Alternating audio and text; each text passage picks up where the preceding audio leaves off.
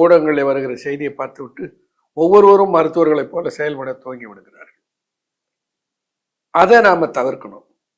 ஏன்னா இந்த மயக்கம் ஒருவேளை பிளட் ப்ரெஷரால் வருதுன்னு வச்சுக்கோங்க. நீங்கள் வெர்டிகோவை சரி பண்ணியிருந்தா பிளட் ப்ரெஷர் எப்படி சரியாகும்? அப்போ பிளட் ப்ரெஷரை பரிசோதித்து பார்த்து அந்த குருதி அழல், இரத்த பித்தம் அல்லது இரத்த அழுத்தம் எவ்வளவு இருக்கிறது என்பதை பரிசோதித்து இரத்த அழுத்தத்தை குறைப்பதற்குரிய மருந்துகளை அல்லது பயிற்சிகளை அல்லது தியான முறைகளை கையாண்டு அது எப்படியோ ஒரு வகையில் அதை குறைத்து விட வேண்டும். ஒருவேளை பிளட் ப்ரெஷரால் இருந்தால். சில நேரங்களில் பித்த மயக்கம், வயிற்றிலே அதிகமாக அமிலம் சுரப்பதனாலே பித்த மயக்கமாக இருந்தால் அந்த அமிலத்தை கட்டுப்படுத்தி அதற்குரிய மருந்துகளை எடுத்துக்கொண்டு அது சரியாக போயிடும்.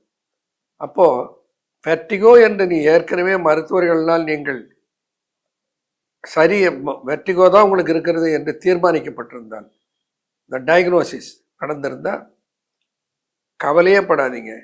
எந்த சர்ஜரியும் கழுத்தில் பண்ண வேண்டியதில்லை. பயிற்சியினாலும் அகப்புற மருந்துகளினாலும் சித்தர்கள் உங்களை முழுமையாக அதிலிருந்து விடுவித்து கொடுப்பார்கள்.